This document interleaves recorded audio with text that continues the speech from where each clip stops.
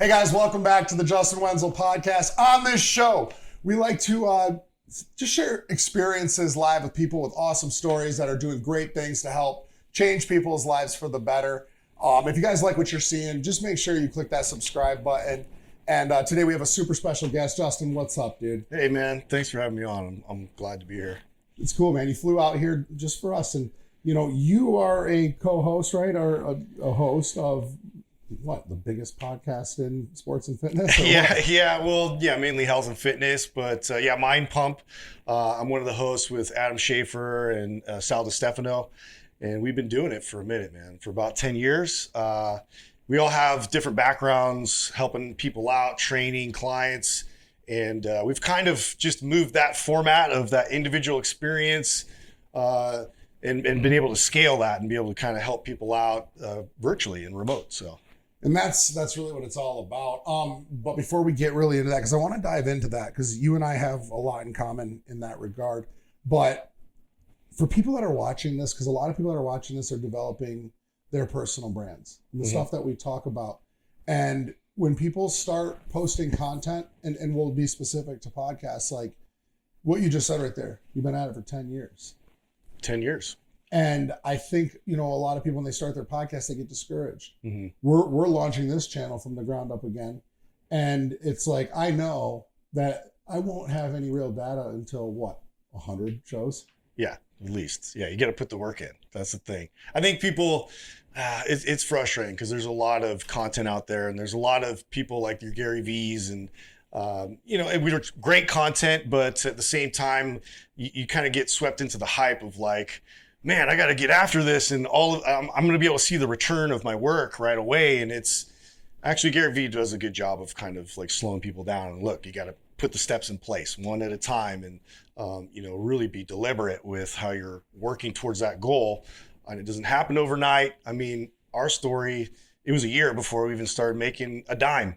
And then even after that, the next year, we just reinvested into the company. And so, it was a grind and we all had to keep working our same job at the same time as we started the podcast. So our entire goal was just to build an audience, build loyalty and show them value. And so that was the mentality. And for some reason, not everybody subscribes to that when they're creating a business. And it's a rare commodity, but it's something that we try really hard to instill in any entrepreneur or anybody in the space coming up. It's you got to give a lot in the beginning. So it's funny, we were talking about this at lunch actually, and it came to mind, and I waited because we dumped everything at lunch and during when we were training, right? Like, yeah, I know. You guys aren't getting the good stuff. Like, no, I'm kidding. We already talked about all this. Yeah, we already talked about it. So, but what one thing that you mentioned earlier is about giving.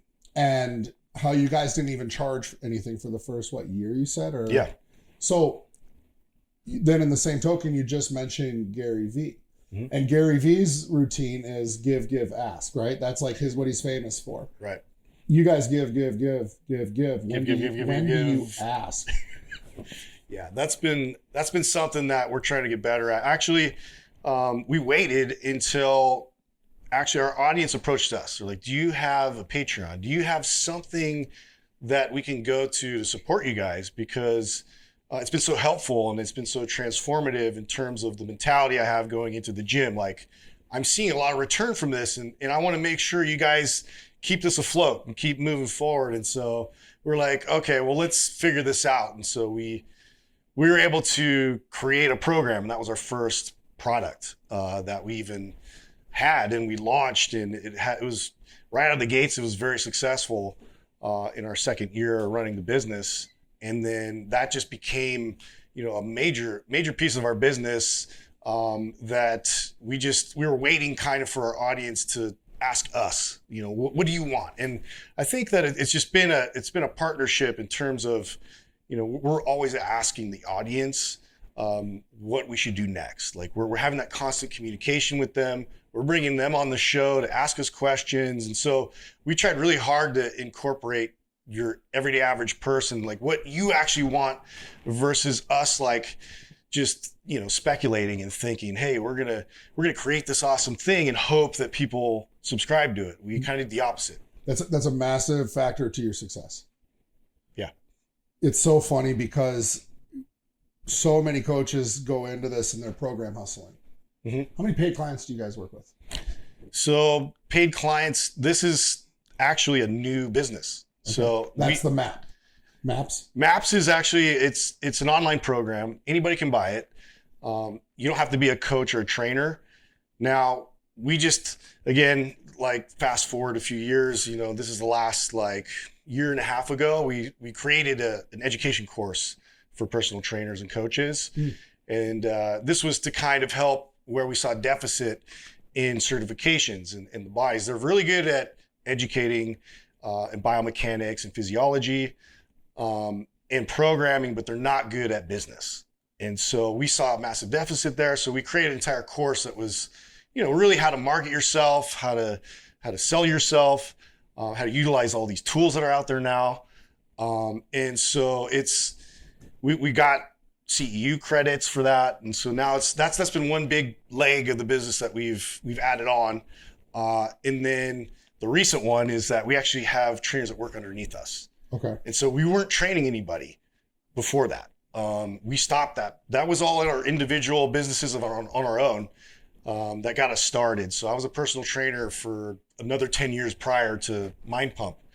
And then we just all walked away from that and created this once we started to make some money and put ourselves all in.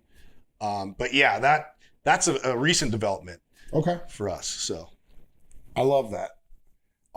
So is that's currently growing? I mean, where are you at? Like, it's currently growing. So again, this is kind of like we're waiting for that like obvious demand.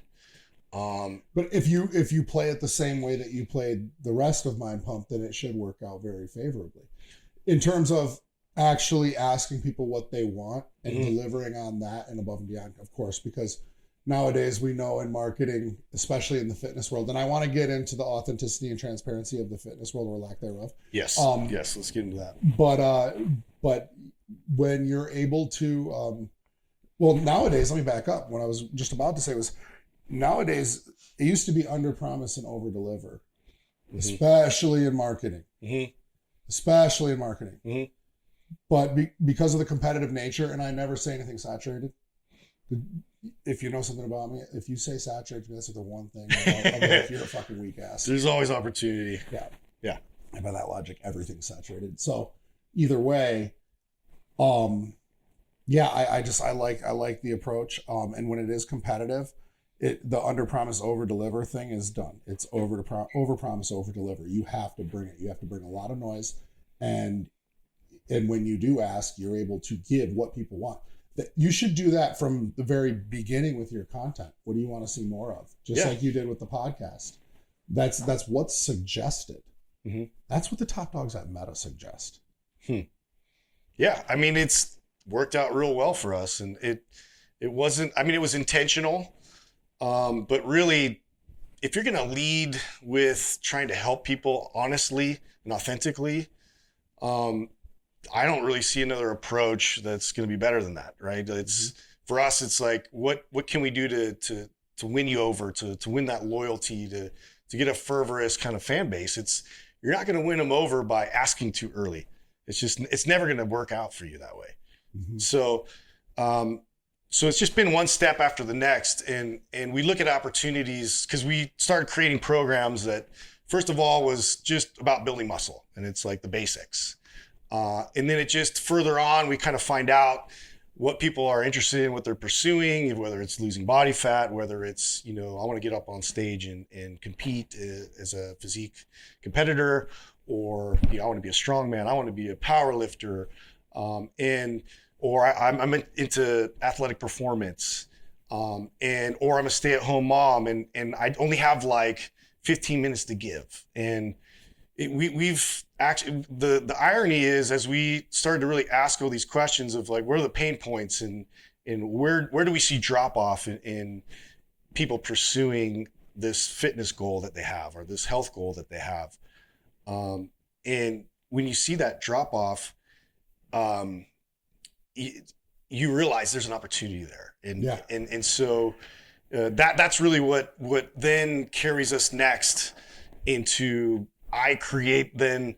Well, I should say we all come together and we have these sort of like creative getaways. And so this is a process. It's kind of a ritual we have where we spend a weekend and we'll go somewhere where there's no distractions and we're all kind of centered in a room and we're just like thinking about, this problem and this avatar of this person. Let's say it's a stay-at-home mom and she's just like, overstressed, doesn't have sleep and, only has so much to give. And so then we start kind of really placing pieces together and stacking workouts together. And this is how we come up with it. And then I put it all together and I'm sort of behind the scenes with all of our programming with that in building it. But that's the process. We bring them on the show. They're able to kind of ask us real time their problems or questions. And we try to answer it as honestly as we can, as from what we've seen from our experience over time with clients. So you and the rest of the guys that I've seen, and I haven't been really like, I don't really watch podcasts in general. It's so funny. Like I'll watch like the most random ones, but from what I've seen, and I see Sal everywhere. I'm just getting to know you. But one common theme with all of you guys is like heavy confidence. Yeah. Heavy confidence. Yeah. Very rarely when I meet somebody we were just at Rise Above, it like takes a second to like warm up to the person.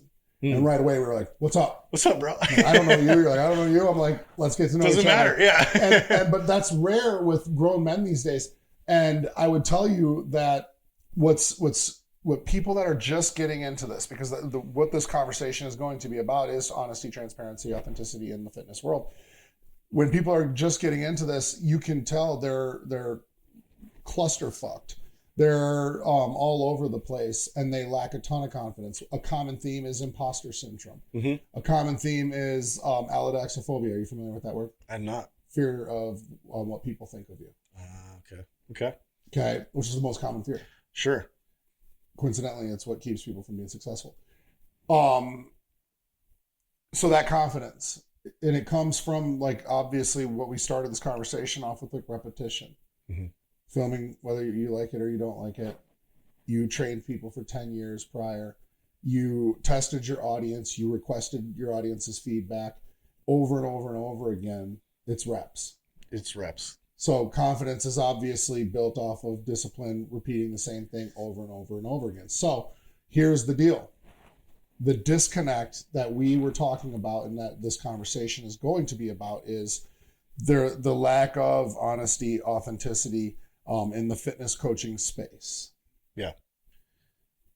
It's because they're not confident. The reason people showboat and the reason people peacock and do whatever the fuck else they're going to do is it's insecurity. Mm-hmm. They didn't do it. For me, it was so funny because when I started coaching, it was the principles that I was following were the principles that saved my life. And the biggest principle that I was following was if I haven't lived it or experienced it myself, then you don't give advice on it. Yeah. And so when I followed that principle, even though I didn't have near the experience that you have, right? And if I didn't know, I didn't fake it. I just said, I'll find out. It helped me be able to fast track my confidence. Yeah. But people confuse confidence with ego. Mm-hmm. Yeah, all the time. What are your thoughts there? Yeah, so, I mean, there's a lot there, and we're very confident right out of the gates.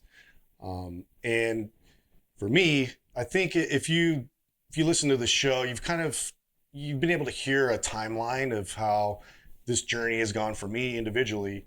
Not the most vocal, not the most opinionated, not the most charismatic or flamboyant of the three of us, but at the same time, I've been in a lot of I grew up as into sports, and I was into team sports, and I was always about winning and about supporting, and when I need to take the lead, I'm taking the lead, and I was never shy to do that. And knowing my limitations, the irony is the last thing I thought I would do for my career is a talking career, a career where I'm vocal, and I'm constantly telling people my opinions and also coaching them and educating them, because it was a massive fear of mine. And you mentioned imposter syndrome. I hadn't heard of the other one, but definitely had fought that in the very beginning. And it was mainly because I know that I know a lot, but again, is it going to be valuable? And that was the part where I was like, is this going to be valuable for people? I don't know if I have that kind of value. So imposter syndrome only happens to people who give a fuck. Did you know that? Well, it makes sense. Yeah. If you didn't care, you wouldn't have imposter syndrome. Yeah. So what you just said was you wanted to make sure that what you were going to do was valuable. Mm-hmm. So when was the point that you got over that? Reps. So it was bad at first. Yes, it was. It was bad in the sense that I was reserved and I was calculated and I was constantly crafting and filtering whatever addition I was going to make to the conversation. How did the calculation work in your output? Meaning like in your energy, pitch, pace, tone, all of that. It just turned into snarky comments.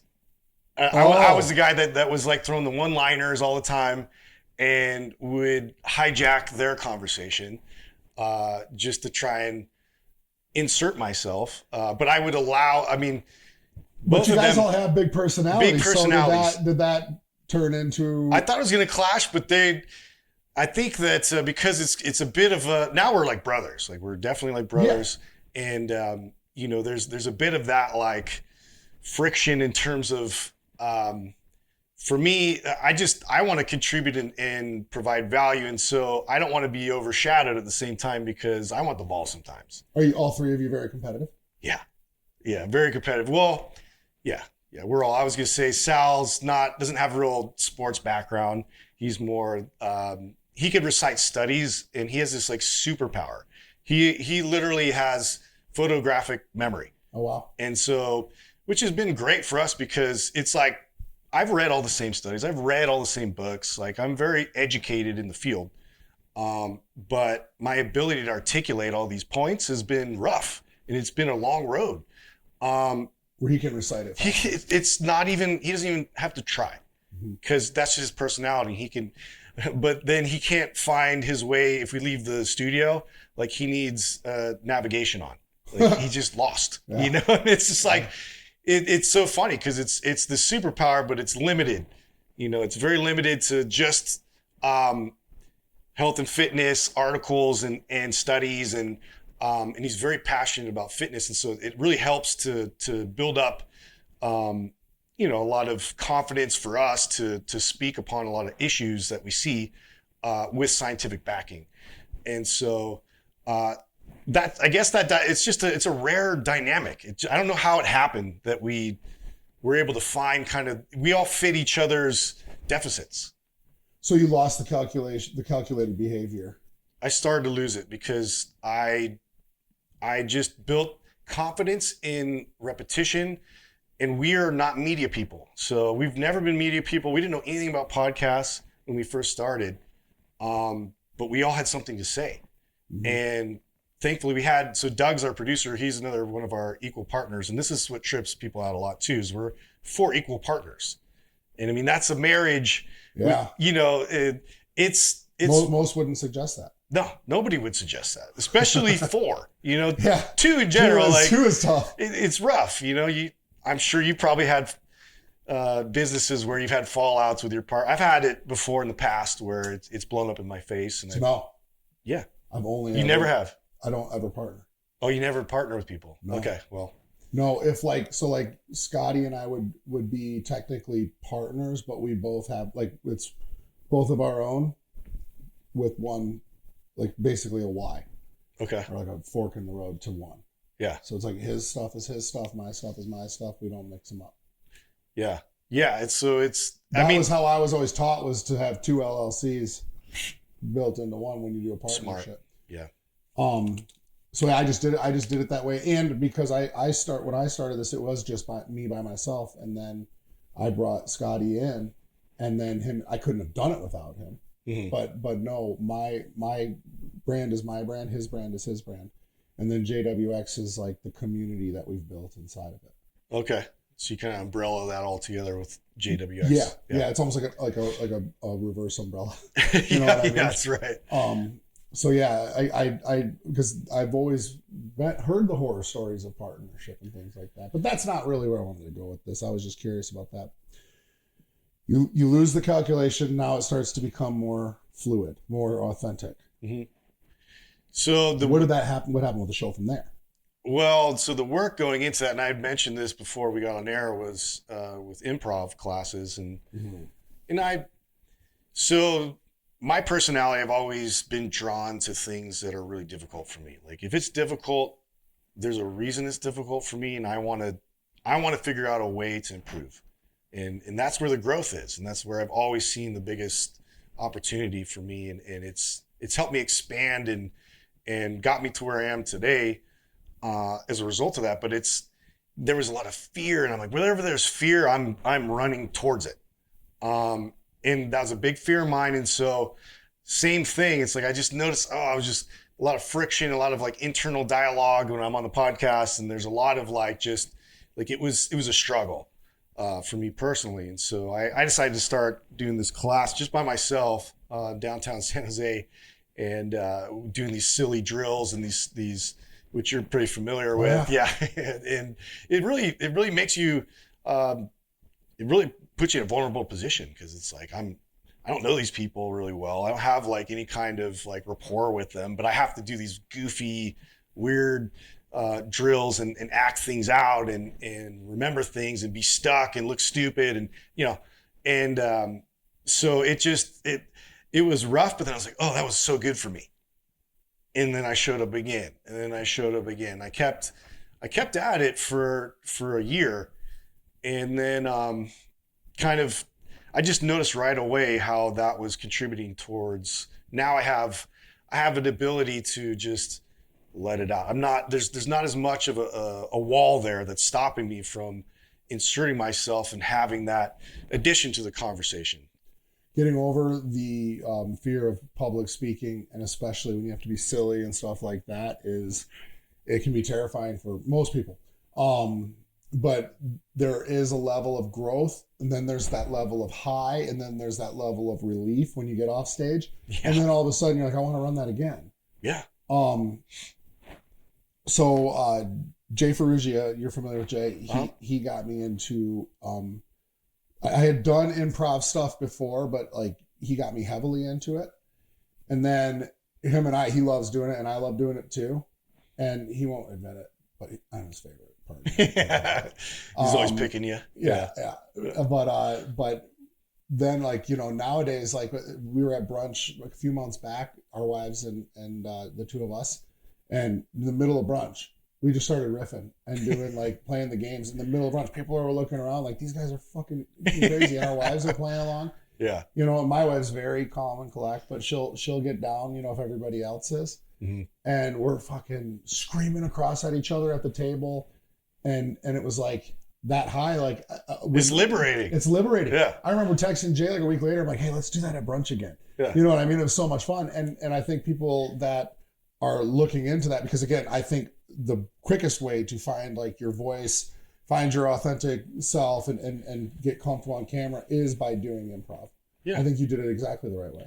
Which is weird. I mean, it was an ad I saw, and it just clicked, and I'm like, I think I could benefit from that. And so it wasn't like I had planned to do that or go seek that out. It just kind of randomly presented itself to me, and then it made perfect sense. And so, but because that fear and that I felt that in my gut initially, and I'm like, ooh, that sounds really scary. And it's like I'm putting myself out there all by myself, because I got, even with the guys too, it's like I was friends with Adam before, so I had good rapport with him. Sal was somebody that we knew of, and we all kind of grew up in the same environment in 24-hour fitness. And so it was very competitive. And they post numbers of sales and all this. And I was like number one in the company a couple times. And nice. Adam was like my manager at the time. And so he was very instrumental in teaching me a lot of the business behind everything and how to improve my sales ability. But we would see Sal's name in there every now and then. And so we knew of him. And it just randomly over marijuana is actually what paired them together. Two fitness guys talking over marijuana because like he was actually helping out his mother-in-law at the time, who was like, going through cancer treatments, and there was, a lot of valid medicinal benefit with cannabis. And so he was kind of helping her with that. And then, Adam at the time was running one of the first like cannabis clubs out of San Jose.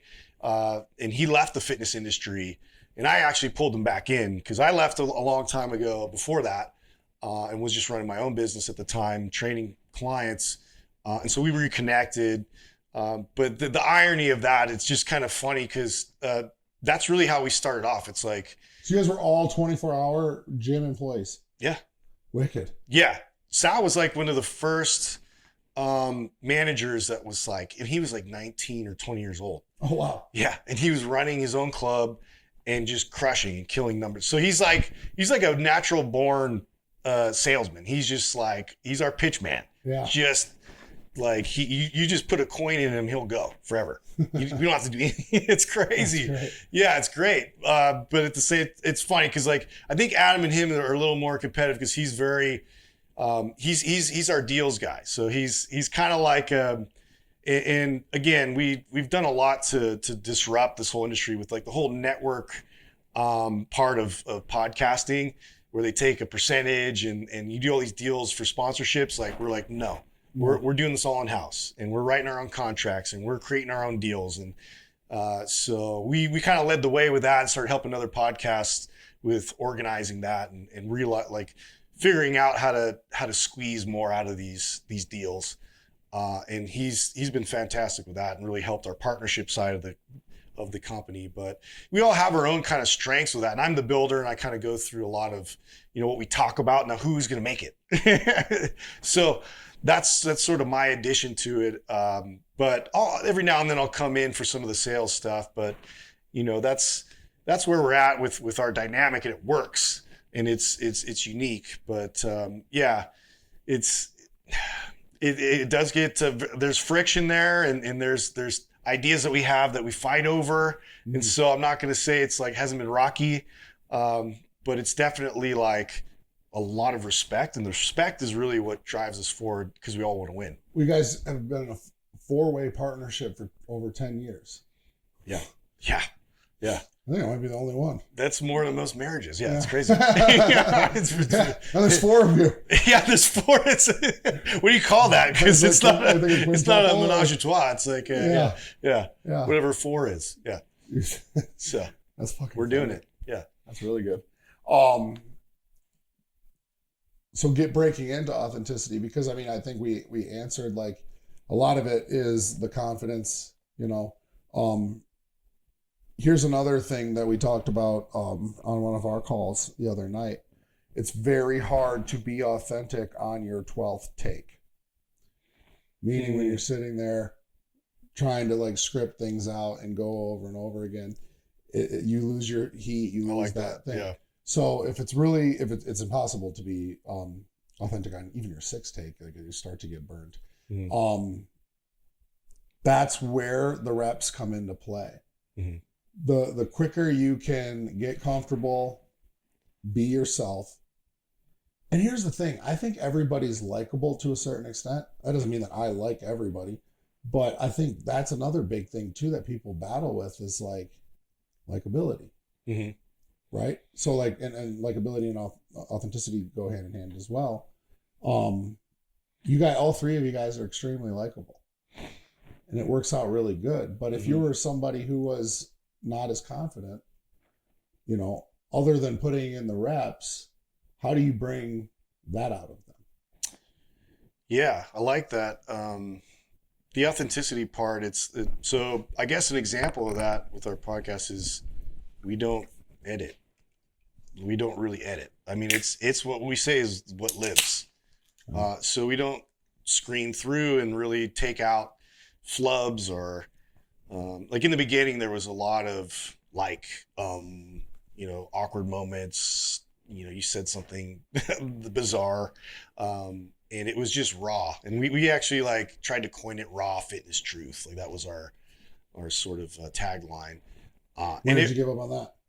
I think it just we started to go into the stay authentic was the shift with that. I think because we've been trying to reach a new, more, again, this is a conversation that's like a bit of a struggle between the three of us and the four of us, is we try new approaches and we're like, okay, is this gonna reach a new demographic? Like, for instance, us, we swore a lot and we would cuss all the time in the beginning, and even drank a few times before podcasts because of the nerves, and we just realized that those episodes sucked, and could we sharpen that up?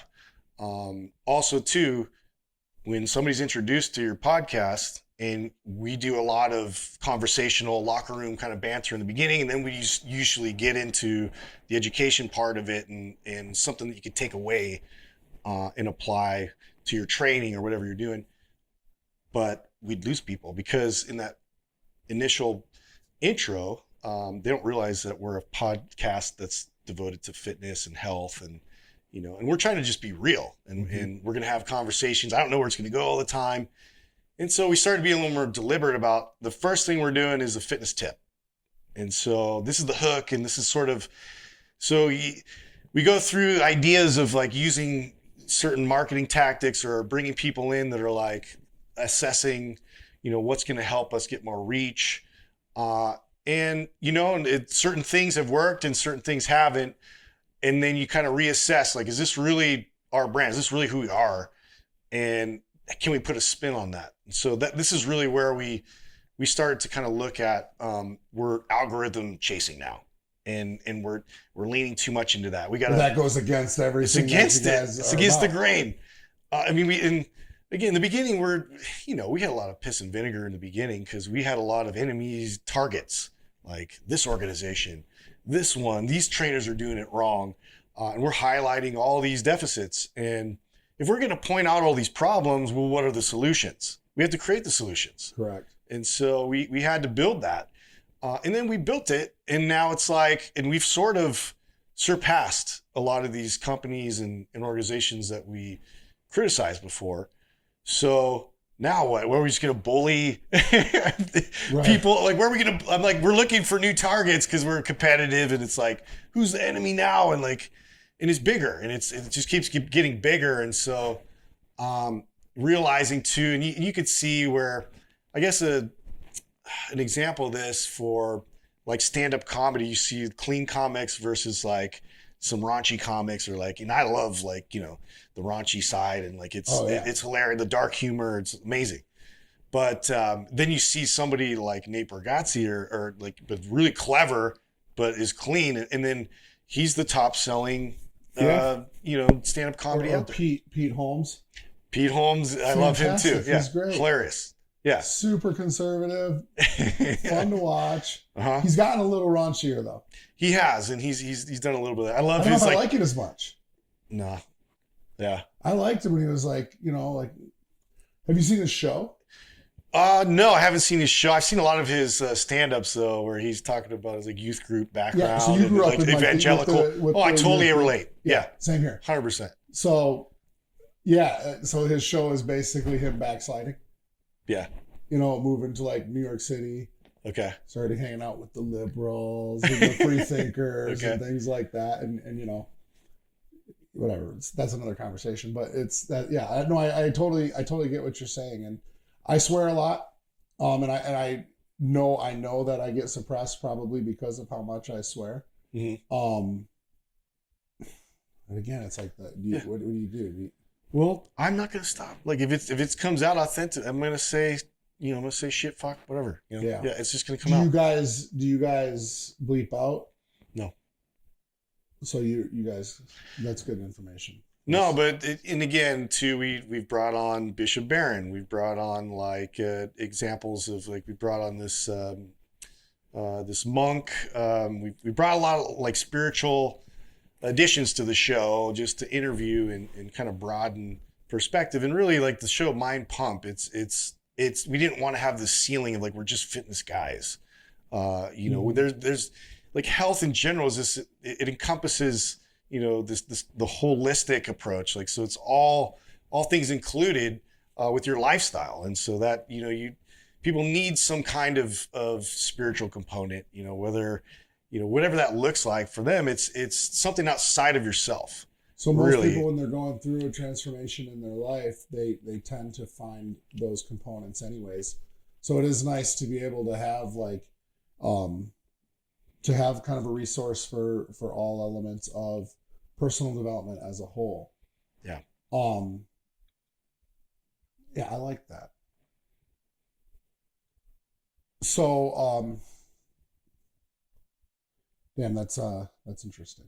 So, you know, I've heard of guys also like censoring the first 20 minutes of their show too, just for whatever reasons. But again, it is, you know, so when you're building these brands, you know, I've been talking about this for a while, and storytelling is like numero uno, right? Mm-hmm. Okay. But there's really three ways to like show up, and this is more in metas, where metas concerned.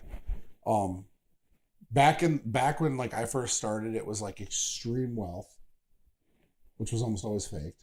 Mm-hmm. Incredible intellect, mm-hmm. which is very hard to relate to. Yeah. And then it really was authenticity. Yep. You'd see some of the people that were like back when like, you know, MLM and you know, different types of retail companies and things like that. They would have like influencer marketing and stuff like that, and they would bomb. And then the mom, whose hair was disheveled, she had like her baby in her hand, she would be like cleaning up, and it was like all so relatable and so authentic. So relatable. Yeah. And today, that's what people want. Because we're just inundated with lies, dude. I mean, it's just everywhere. And who do you trust? And so that's a big thing that we hold sacred. And we challenge ourselves to make sure that, even with our sponsors. So, you know, we ran into an issue with, you know, one of our sponsors because they did a testing for, I think it was green juice, or it was for, you know, one of the protein, it was like a plant-based protein.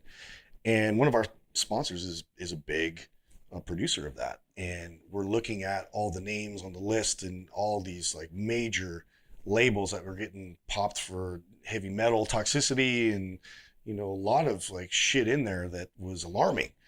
And, you know, and so we're asking our partner, like, oh, have you heard about the study? Like, have you guys tested for these? And where, you know, because if that comes up, like, we're going to have to talk about it. And, you know, we might not keep doing business with you. And they were on top of it, and they run their own double blind studies. They put the money in for the quality control. And so we're like, oh, but there's been companies where we just had to part ways because of the management of it.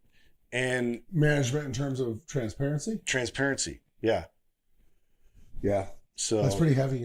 It's tough, man, because you're going to sacrifice something that's a guarantee, you know, producer of money and income and now we have staff and everybody else to consider. So it's a significant conversation we have to have. Like, are we going to maintain this integrity, even when it's going to hurt us financially? And this is across the board. It's been yes. So as long as we maintain that, I feel like, you know, we're going to keep moving forward. But that's something that, you know, it could destroy us as easy as it's been lifting us up. So it's constant conversation. We're trying to make sure that we're very transparent. And people, there's always information out there that you see as propaganda, and so we have to talk our audience through these things as well, because it's, you know, there's fear around peptides, there's fear around, you know, a lot of you know, health products, and, you know, there's a lot of fuckery. There's a lot of charlatans out there that are just gonna tell you the marketing pitch, and they're gonna push, you know, whatever brand on you, and we're just not going to do that, because if it gets found out, then what do you have, dude? Well, it does get found out, and it disintegrates brands. And it happened to Liver King. Yep. Great example. And it's actually funny because I don't want to go too far into it, but I work with some of the guys now. Okay. Some of the former guys. Uh-huh. And it's interesting. And they're the best dudes in the world, by the way. Yeah. And it happened with Blackstone. Yeah, Blackstone. Okay. So that's just the supplement side of things. Yeah. And when it does come out, it comes out and it's heavy. And that's, that's another big one is natty or not. And it's like, dog, you could literally be fully transparent. Yeah. And so much better to do that. And if people want to come in and big dick you because they're natty or whatever, who gives a fuck? That conversation that happens between like natty versus not or whatever is only going to shuttle your transparent company right up to the top of the viewership. Yeah. Not algorithm, but viewership. So it's so much better to be honest about what the fuck? Just talk. Just be honest. Just say the right thing. I'm on TRT. Yeah. Or I take testosterone. Honestly, I think we're way beyond all that. And yeah, you'll see wars in the comments, and there's a lot of like YouTube content around that because it gets a lot of clicks and views because people are curious. They'll, if they're not real privy, they'll just. It's kind of fun to speculate and shit on somebody that's like doing amazing, awesome things. And they attribute it immediately to the steroids or whatever the stack that they're on. That's like 5% of what we actually do. And So who's the funny guy? The guy with like the super thick New York accent, he has like the funniest reels. Don Mazzetti. Oh yeah, Don Mazzetti. Yeah, he's funny, dude. He says, how can you tell if somebody's on gear? They're bigger than you. But no, end of story. Yeah. That's cracking up. But anyways, I think there's another cat out there. I talked to him a handful of times. He's in Dubai, and he blew up. His name's Tanner, and you know who I'm talking about? No. In fact, he reps a company called Transparent Labs. Okay. Are you familiar with Transparent Labs? Me neither. But the way that he does his influencer marketing and stuff like that is so real. You know what I mean? It makes you want to dive in. Yeah. And take advantage of it. So when it comes to people who aren't transparent, what are you seeing nowadays? I see the irony of that is like I see fake transparency or like staged transparency, if that makes sense. Like, because there was a big kind of trend for let's say taking pictures flat, in the morning, and then you look all pumped up, and there's been like whatever tricks, like the before and after tricks, like there's people that get clicks and views because now they're kind of showing that whole process. There's for a minute there was the movement with women with period blood and like, oh no, and then it's like, and you find out that they like deliberately staged it, and it's just like, or they're crying on camera. Yep. And it's like, like I had the worst day and I just want to, but the camera's all staged and everything's perfect, the lighting's there, and it's like, can I tell you one of the biggest ones that I've seen? The Dad Bod Destroyer stack. Okay. Literally advertised as, we're calling this shit out right here. We're calling this shit out right here. All right. Literally advertised as, you're in your 40s now. Your metabolism has gone down. Mm-hmm. Has it? Has it? Yeah. Have you got it tested? Does your metabolism go down in your 40s? I'm pretty sure it doesn't. No. I think it goes down in your 60s, 0.01%. Yeah. Yeah, not substantially, but okay. So they're creating that pain point for you, just like a pharmaceutical company. The pain point of like empathizing with a dad bod excuse. Yeah, giving you a prescription. Get it. Your metabolism's gone down with your This is old why you're age. failing. Yeah, you're 40 years old. All these forces are against you. Yeah. Let us sell you pills, powders, potions, and lotions to solve the problem. Anytime that's the solution, it's always a red flag. But yeah, the before and afters, one of our competitor, he's not really a competitor, but one of our former, we maybe lost a deal to him and took a bunch of his. He got in trouble for telling his coaches to use other people's before and afters. Wow. Okay. You know what I mean? Like, yeah, it's just slimy. You're gonna steal. That's transformation valor. Transformation valor. You can't steal transformation valor. Yeah. I got nearly 10,000. You didn't do it. You weren't part of that. I got probably close to 10,000 pounds lost as a coach, and I fucking worked hard for all those guys to like not eat all the pizza on football Sunday, and so, I took the calls ready to quit at 1:00 in the morning. Yeah. Like if you want to create transformations in life and you want to hide behind other people's pictures or altered photos, you're a cocksucker. Yeah, you're a problem. And that's funny. This is why we don't promote transformation pictures. And it's our marketing team hates us because that is interesting. It works. You only have so much time to get somebody to pay attention to you. Like that first impression. So that's where it's effective, right? You see, oh, this person, now they're this. This is what they did. That relates to me and what I'm trying to go through. I kind of look like this person. And there's that association to that. But it's like, 80-90%, let's just say, is just completely doctored. But that's what actually, you know something, I actually agree with your marketing team in a way. I don't know about with transformation photos, but I say almost every time I talk about case studies, I say case studies are misleading when it comes to business coaches or being a business coach. Okay. I have a cat named Randy Man. I can talk about him all I want on this. He's totally fine with it. Okay. He made $1 million his first 5 months of coaching under us. He never had ever coached before. Made $1 million in programming. He went all high ticket and absolutely crushed it. Okay. Do I put his case study on my website? Absolutely. I'm going to. Sure. I have several other coaches. It's a story. It's a story. Correct. I instantly will back off and I'll say, listen, it doesn't fucking matter what Randy Mann did his first 5 months. The case study's there because the industry does demand it in terms of marketing.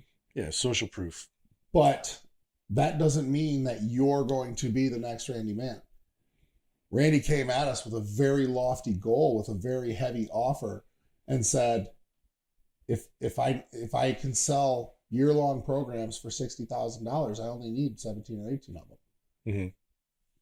And we said, run it. Yeah. But other people are going in at it. And there's an outlier. Yeah. Right.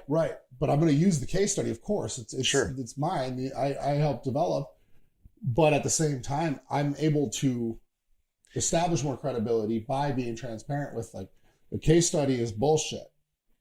We have it because the industry demands it. If you want to watch it and it makes you feel good, fantastic. But that doesn't mean that's going to be you. I think in terms of before and after pictures, it's the same thing. Yeah. I have Randon Fall recently, just broke 200 pounds lost. His entire life has changed. He's had 4 or 5 promotions since he started working with me, right? Like, fantastic case study. But that kid has fucking grinded his ass off with me. On top of that, he couldn't afford me. He literally had to get uncomfortable to be able to stay in my program. So he was heavily invested. And he checked in with me, did everything perfectly. And of course he lost over 200 pounds. Yeah. You know what I mean? But I'm not going to tell the next 400 or 500 pound guy that comes to me, because I do a lot of transformations. Yeah. That they're going to have that same focus, because I've lost, for every one Randon, there's 10 other, Peter, Pauls, and Toms that weak dick, and then they disappear and I never see them again. Yeah. Don't get me wrong, we've been noodling on this a lot for a way we could do it that we felt like was a good example of our brand and like our messaging. What about volume before and afters? What about when you have like just boom, tons of them, like we've worked with this many people? Oh my God. So, okay. So for appropriate? instance, like we do at least 2 episodes a week where we talk to individual callers, and if you watch the show at all, you'll see in the beginning, they are like, oh my God, I applied what you guys taught me through the podcast. It's been life-changing for me. And like, they go through this almost 5-10 minute life-changing story. And that in itself, it's continuous. We're not promoting that. We're not like, but we should be promoting that. We should be promoting, a lot of these stories and case studies that people are coming back with, especially about our programs.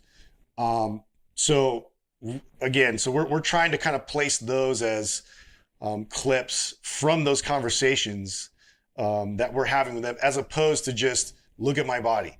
Yeah. That's for us, that's where we're a bit different. And again, everybody has, and I understand what brings most people into fitness and health is, I want to change my body. I want to look better. I want to feel better because I'm losing body fat. Like it's a aesthetic goal. And that was 80% of my clients. And so I understand that. And I'm not that way. I was very strength focused and I was very like performance driven, but I understand that and I empathize with that. The problem with that is you get into this trap where it becomes a moving target constantly, and you're never happy with what you're producing when your sole goal is aesthetics and improvement on the look of your body. So there's so much more to health and fitness that you could pay attention to, and you could highlight your better sleep, your better hormone profile, your skin, your digestion, your energy, your strength. Yeah, but none of that's sexy. No. Upon first. No. So that's where, when you do have those interviews, why it is so profound, because I mean, when you've been able to change somebody's life at the point where they're talking about it for 10 minutes on your podcast, you hear it. Yeah. That's the only time we're getting that feedback. And it fills us up and it keeps us going, and then we used to do live events and we kind of slowed down from doing them, but it wasn't for financial reasons. It actually was, we weren't really turning a profit doing these live events, but we were physically connecting with these people, emotionally connecting with these people. Yeah. And they were providing us with information and anecdote and experience that validated a lot of our methodology and what we're trying to promote. So, and we've altered our messaging over the years, there's some things where we've kind of gone back and reassessed, but for the most part, it's just now, a lot of people now that have been using our programming, listen to the podcast, it's been shifting and changing a lot in the gyms, and we're starting to see, and I'm not sure it's like a lot of it's our influence, but some of it is. And it's because like some of the unique moves, I'm like, oh no, that's in our program, or, oh, the way that they're talking about this on YouTube or Instagram, like that's completely our messaging. And, scientists and Lane Norton's a good friend of ours, but he's very heavy science and very heavy, just the study says this, and this is, what I'm going to say about that. And, we challenged him. He brought him the show, and we challenged certain things like artificial sweeteners, and because there's not a lot of science that backs that it's really that bad for you if you're in a calorie deficit. And so he was very much like on that camp, even though people anecdotally report how it was affecting their microbiome, their gut, and it was actually producing autoimmune responses and some, and so there's cases, like anecdotal cases of that. And it's like, we pay attention to anecdote as well as verified, paid for studies that are. Yeah, but most of the studies, even like in terms of artificial sweetener, that's like tested in like crazy amounts on lab rats. I mean. Yeah, it's lab rats. It's not, so that's the problem. It's like, long term, like we're not going to see that because it's going to be hard to conduct a study that's really going to give you like a clear answer to that. But I guess like other examples, it's a lot of like Eastern practices, versus Western practices of medicine, and just what you've seen over thousands of years of practice and anecdote that's not recorded as medical findings is valid, but it's not accepted, in the Western sphere. So, right now we're in that situation where a lot of the Western practices is being challenged because it is failing massively. And a lot of it is the pharmaceutical influence. And so this is where we're kind of in the middle and trying to make sense. There's a place for this, is, each one of them provides, their strength in terms of the tools. So you have, with Western medicine, where are you going to go when you have an acute injury, or you need a surgery, or you need, something immediate. Chronic issues, they're horrible at treating. Horrible. They're going to medicate you, and you're going to stay on this medication, and it's going to provide you side effects. And these side effects, you need medication for those side effects. And those side effects need medications for that side effects. And you're not making any progress. And it's the incorporation of both of these methods that really need to marry together. And so we're trying to kind of be that bridge. And there's some people we found along the ways, like Dr. Cabral, who we work with, who has a medical science background, a medical doctorate, but also, has studied, Chinese medicine, has studied functional medicine, and has incorporated the both. And so we get the testing. So, chronic issues, we're addressing a lot of, gut health. We're testing blood markers, like we're looking for parasites, overgrowth, like all of these things that, like, Western medicine will just try and nuke out with, medication. So, yeah. Backing up a little bit, you were talking about live events. We try to host them quarterly. We don't charge. And they're expensive. They are expensive. We have like 70 to 80 people come out to our live events from all over, and Scotty and I pay for everything. It's fun. It's That's great. You don't charge. That's great. But in terms of when we talk about transparency in this industry, what do you guys do in terms of, like, masterminds and things like that? Yeah, we avoided them for a long time. We decided to create a educational course to address a lot of what masterminds were addressing business-wise. But I think that there's a way to do it where you're not over-promising in terms of, like, gaining 100,000 in your first 3 months or whatever that's the proposal outrageous. is. Yeah. And that's been my experience. And exactly what you're saying is, like, that level of overpromise, which is just a blatant fucking lie for most people. Yeah.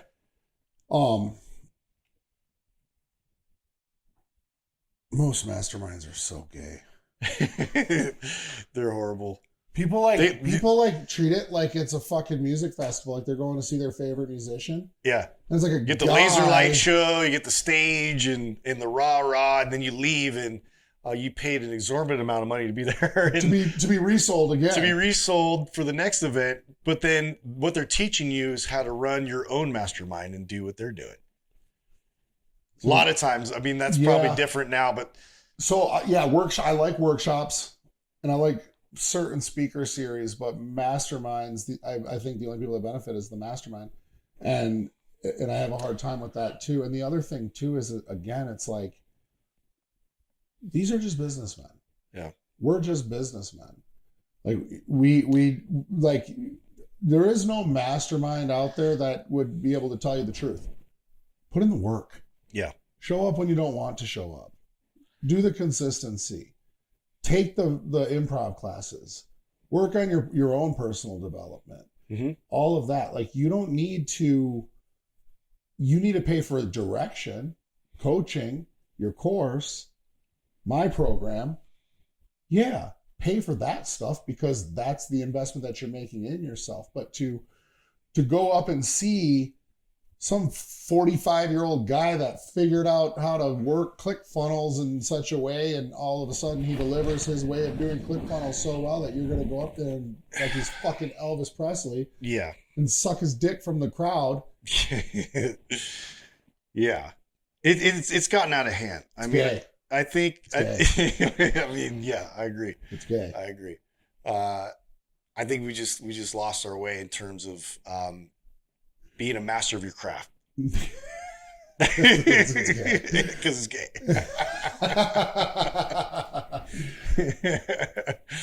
Yeah. I'm averse to it. I definitely. I did talk to somebody that made a good point, and she's a bit of an outlier and a maverick, and so she attends a lot of masterminds groups, mainly for the network. And you're like, okay, that's kind of what they propose that as like so and so is going to be here, and you might get the opportunity to talk. She literally wants to pay to be in the room. Yeah. And then she makes the most out of just whatever the fuck they're saying is irrelevant. She's working the room. Yeah. She's getting the context.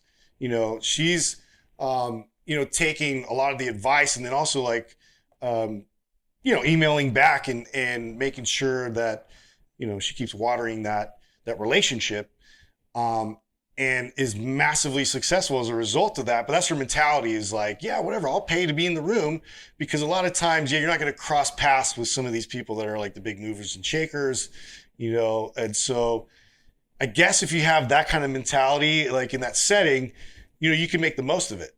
Here's how you make the most out of being an attendee at a mastermind. Go after you're already established. I'm going to tell you this. I go. They're gay. But I go. And as a matter of fact, I know. I'm not into gay stuff, so I'm into gay stuff. You're attending all these gay events. So. But I will tell you that I go because I have a product to sell. Yeah. I go to sell my product. I can tell you one mastermind that I went to relatively recently, and one, I got handed a mic. I was just going to hang out. Yeah. And two, I think I made more money from that mastermind than the people that put it on. But it was literally, honestly, that I was 100% like myself, authentic, and 6'5", and a handsome young man that had a lot of energy. Sure. No, I'm kidding. You're a real bear. Yeah, very unapproachable. Yeah, I was a bear at the gay bar, but you're all salivating. But no, I will tell you that if like you are already established, run it at the masterminds. Go pay the $10,000 to get in, because you will make a lot of money from them. But if you're a young cat that's going to like look up to all these dudes, one, unless you're paying them, it's very unlikely that they're going to give you the time of day, real time of day. Two, you can just hit them up and through their social media and most likely get a hold of them. You can. And then just pay them. The real ones will respond. Yeah. Right. No, 100%. The most busy people are the ones that are easiest to get a hold of. Yeah. So crazy how it works. You could literally avoid like sitting in the circle jerk and watching the fireworks and all that stuff. And you can just hit them up and say, hey, I really like what you talk about in your content. I looked at your case studies and whatever, and I'd like to know what you have to offer, and then just pay that guy. And don't take forever to pay the invoice, because that's just going to show up in your own business. And then just go straight to the source. Yeah. You save yourself a lot of time and headache in sorting through things. Yep. Get invested in people's content. Watch people's podcasts. Like, take advantage of this. If you guys don't know about Mind Pump, and evidently, I don't know how you couldn't, but invest yourself into like what these guys are doing. I'm not going to have people on my show that are not truly authentic. I'm not going to have people in my community and in my circle that aren't people that I can walk up to and never have met before. And literally it's like, boom. Yep. Same. I mean, it's about relationships for us too, and building networks and collaborating and connecting with people that are doing it right and have messages that align with us. We're not scarcity minded at all. In fact, we're trying to lift everybody up. It's annoying to me, these self-absorbed people, that they get attention. And so initially when we were coming out of the gates, that's what we're really poking at. And this fake fucker here, we got to stop this. We got to stop this. We got to stop, this modality is hurting people and nobody's talking about it, and the messaging is always like, shame. It's shame driven. Shame is what's pushing everybody into health and fitness. And we're like, fuck all that. It works that way better too. I'll tell you just an example the other day in my storyline. I came alive in my storyline about a certain situation with a certain person that would relate to that all show. It's all about them. Mm-hmm. And it's biting them in the ass heavily right now to the tune of some felony charges. Oh. Again. And I came alive in that. And then the next day I was thinking about it and I was like, my first moment, like the first thing I think when something like that happens is it just makes guys like you and I look that much better, right? It ups our credibility. True. Here we are sitting here not pretending to be something we're not. And then I paused for a second and I was like, I feel bad for people that have had the wool pulled over their eyes. And that gives people like us a bad name. But more importantly, like when you have an abundant mindset, you can accept the fact that you're not for everybody. Yeah. And even in my storyline, I said, I may not be the guy for you. Mm-hmm. And then I named my biggest competitor. Yep. And I said, if some of you guys will align with him more, yeah, go pay him. Absolutely. Sign up for his program. He's great. He's fantastic. Mm-hmm. And I tagged him. Right. You're being a maven. Right. Yeah. That's what you do. You know what my DMs looked like? Dude, I can't believe you said that. That just makes me completely like you even more. Like, you took me right to your competitor's funnel and said, go pay him.